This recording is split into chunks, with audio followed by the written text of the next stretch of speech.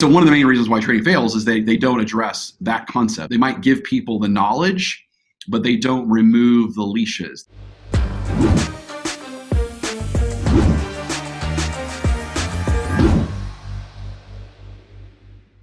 Hey, it is Adam Port with the Customers That Stick YouTube channel, and I am here with Jason Forrest of FPG, the Forrest Performance Group, and they unleash sales performers. And we're going to talk to Jason about that today. But first of all, Jason, how you doing today? I'm doing awesome. I'm excited to talk to you again.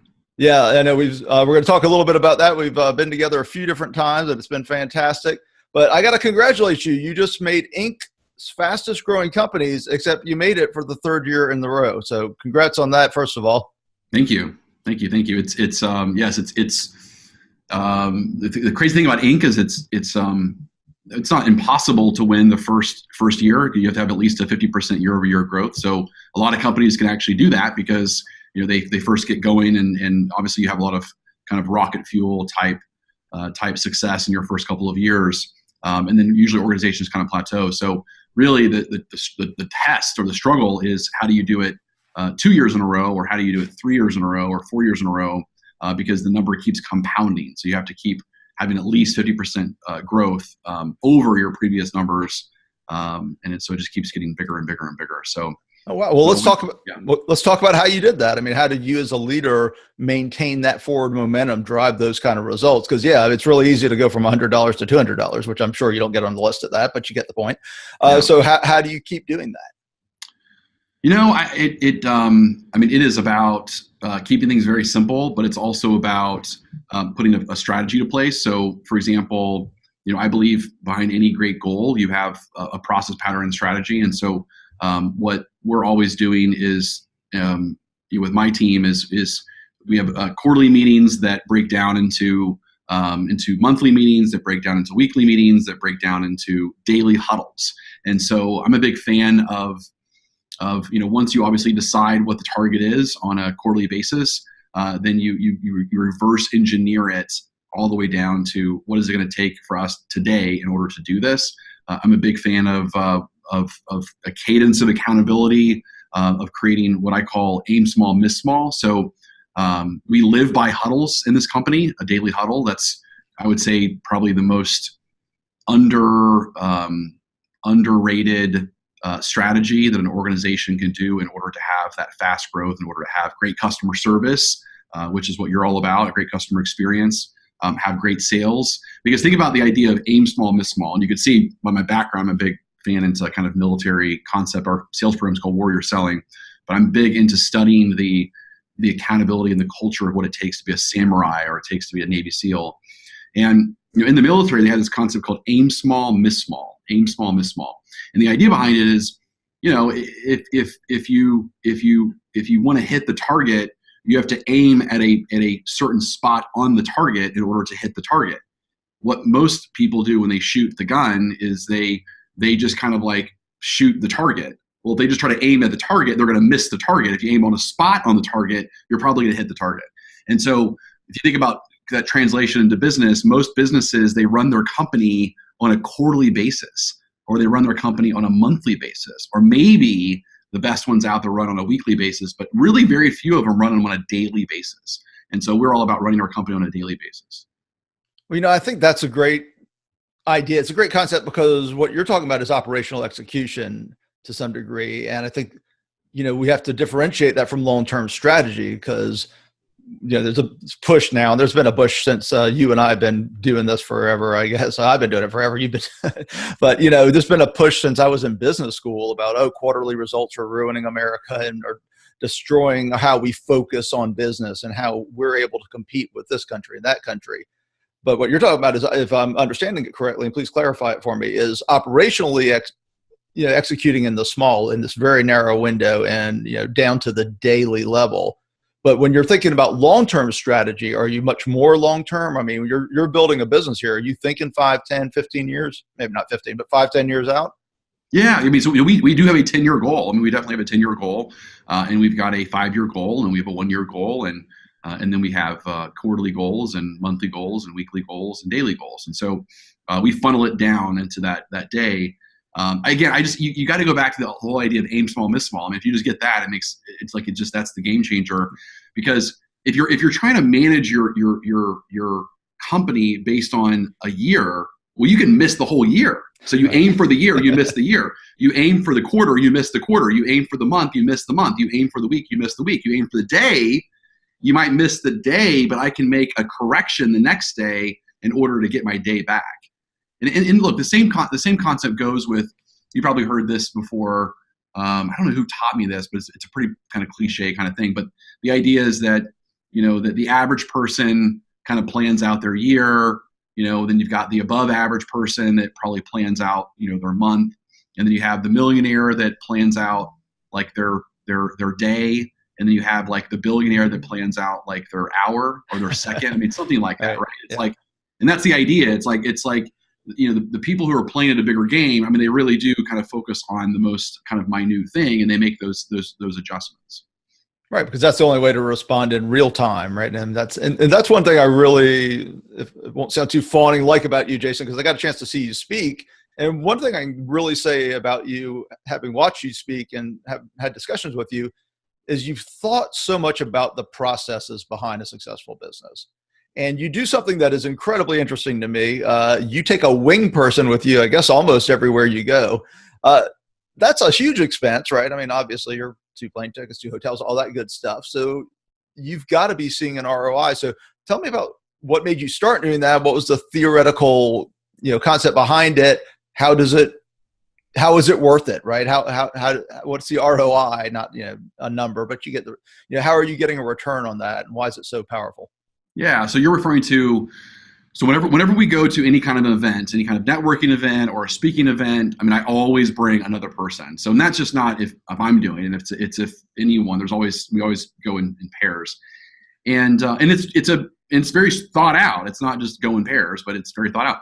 And the idea behind it is, think of, again, going back to the military idea, is you always need a wingman, like in Top Gun, like never leave your wingman, right? So, or a pilot always has a navigator. I mean, there's always a co-pilot. So, I mean, however you want to kind of look at it, we just call it a wingman. And the idea behind it is that it's easier to tag team stuff when you're kind of working the room, so to speak. So, for example, okay, so let's just kind of tell you how this goes, right? So let's say, I'm going up and I'm breaking a conversation. I'm talking to, a potential customer. Well, I'm asking questions to get to know them, to get to know their business, to get to know what's going on. Well, and as soon as I'm talking to for a certain amount of time, well, like Mary in my case is my wing woman, so she's the one that usually comes with me. And so Mary would then come in, and I would immediately introduce. And the way I would introduce is, hey, this is so and so from XYZ business, and one of the cool things that I've learned about them is blank and blank. Mary, this is Mary, my vice president of sales and marketing. And Mary, I really feel like you guys are going to have a lot in common, because you were just telling me the other day about blank, and so-and-so is really interested in blank. And but one of their kind of concerns right now or obstacles is blank. Hey, Mary, what are your thoughts on that? And so now what I've done is I've basically given Mary leverage, or I've given Mary some position of strength where she now can immediately get into that conversation in an easy way and start talking to them about whatever that struggle is, or whatever that outcome or that goal that person's trying to accomplish. And now they've got a different voice in. What it also allows me to do now too is allows me to pull myself away from the conversation, because now she's in charge of that conversation and I can actually tap out. So think of it like you're like wrestlers or something, like tapping out, right. Whatever. So it works really, really well. Especially sometimes, this is I hope this comes across the right way, is that, sometimes, you get stuck with a person that's not really worth your time either, and so it also gives you kind of a chance to kind of make sure your time is worth it when you are in those kind of events. And so we even have like hand signals on certain things that we do, and gestures that say, hey, bail me out of this conversation so I can get out of here. So, yeah. See, well, we all have those with our spouses. You just have a work one, right? That's right. The same thing. You're right. We have the same. That's a very good spouse. That's a very good analogy. Yeah, that's awesome. Well, yeah, that's really out of the box thinking though, because I mean, I think most people just go, "Wow, I'm not taking 2 people." But you're dealing with really powerful conversations and conversations that can lead to a lot of business. So I imagine it's been effective for you.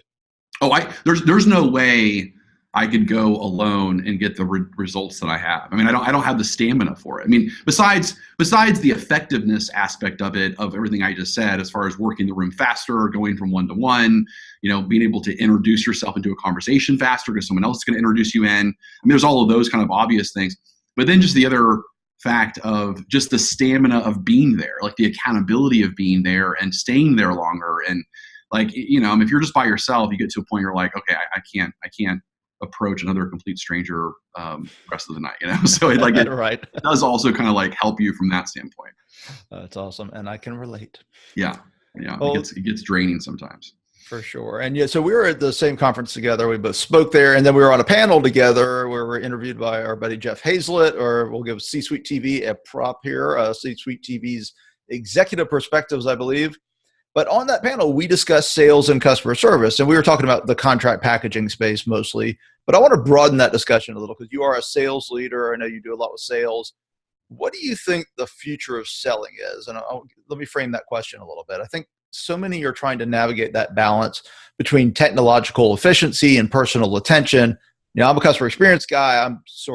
I default to technology is for creating better relationships first, efficiency second. That's my default perspective. But from a sales perspective, where do you fall in? What's your view on it? And who do you think is winning today, and who are going to be win? Who are the people that are going to be winning in 5 years in this area? Well, so I would say, look, this is an interesting question for me because I'm a very old school sales trainer, even though I'm one of the younger sales trainers in the industry. But I think that there are 4 things that I think a salesperson needs to master. So if you're to chunk it down into kind of 4 things. One is they've got to master the selling skills. They've got to master the skills of communication. They have to master the skills of understanding the customer's needs, of solving problems, of creating resolution, master the skills of making a customer feel wanted. I mean, there is a science and art to that.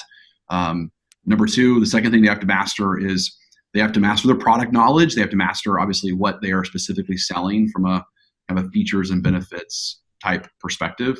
Number 3 is they have to master communicating their brand from the inside out. So that's really more of the kind of Simon Sinek thing of the golden circle. It's also Donald Miller with the story brand concept, which is also, those are 2 great resources for that. They got to be able to sell that. They got to sell the brand, the conceptual concept. But then the 4th thing is they have to be able to sell the payment. They have to sell the money. They have to sell the ROI based upon what they are selling. And those are 4 kind of tough things to do. And so, I think the struggle that people have is that when it's all said and done, this is still a human being business. And I think this is what I always tell people, like, why do you need sales training, or why do you need, and I tell them, look, if your product doesn't sell itself and you can't put it on Amazon and get people to buy it based on the price and the promotion and the product, then you're going to need salespeople.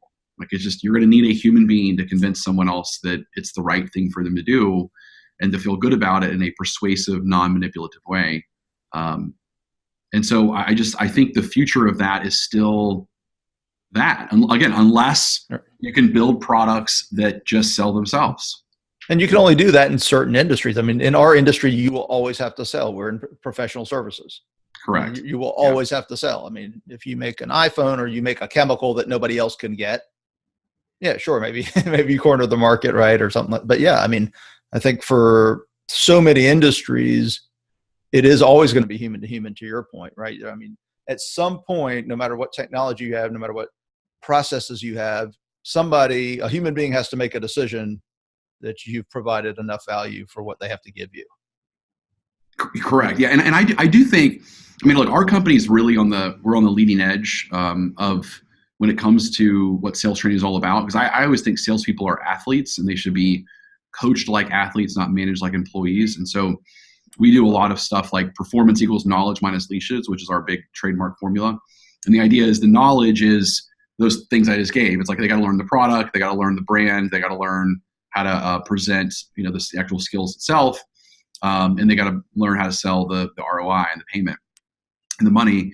And that's the knowledge. The leashes, though, the resistance is the reluctances. Reluctances are, they're afraid to come across too pushy. They're afraid to do group presentations. Those are reluctances. Or they've got a story in their head, which is more of the Brene Brown thing of, the story in my head is telling me that this customer is not interested because they have a frowny face versus they're smiling. Or another example of a leash would be they have a self-worth issue. And self-worth is a big thing in sales, because if a person doesn't believe that they're worth making $100,000 a year, and the job that you want them to sell would make $100,000 a year if they would actually make their quota, and their belief issue says, or their self-worth says that I'm only worth 65, I mean, that'll be a struggle for them. And so there's a psychology aspect, of those. And so we work with all that. That's the future, in my opinion. That's smart. I think it was Tony Robbins. I remember, and tell me if you've heard this before, because I think it's what you're talking about. It's sort of like a lot of people have a thermostat, right? That just they think they're a 75, right? You said $100,000, right? They have in their head they're a $75,000 a year person, and if they start getting above it, they'll start sabotaging to get back to that level. Is that some of the stuff you're talking about? Yeah, I mean that's even the basics of like Maxwell Maltz of psychocybernetics back in like the 50s and so forth, and so there's a part of our brain called the reticular activating system. You've probably heard it referred to as the goal-seeking mechanism, and there's all kinds of ways. But basically, the idea behind it is think of it as like a sidewinder missile. Is another example. Is that it doesn't shoot straight. It actually is constantly making course corrections. And so to your point is we're constantly going to kind of auto correct into our comfort zone of what we believe is right. And so as a coach, that's where mistakes happen, is that we go and hire these salespeople, and we say, hey, go out there and here's the product knowledge and go sell, and we wonder why they're not performing. Well, because there's a human element of it.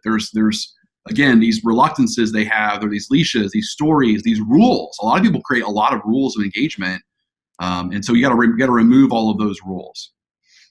And how does this apply? We both run training companies to training, because you have a book called Why Training Fails, and I'm assuming we're already talking about some of why training fails. But So could you expand on that? Yeah, I mean, so one of the main reasons why training fails is they don't address that concept. They address again, they address they might give people the knowledge, but they don't remove the leashes. They don't remove what's holding them back from doing this concept 100% of the time. They don't do that. And so that's one. Another reason why it fails is that they don't make sure that everyone is on the same page from a leadership perspective. So the culture is talking about things that are incongruent with what the training talks about.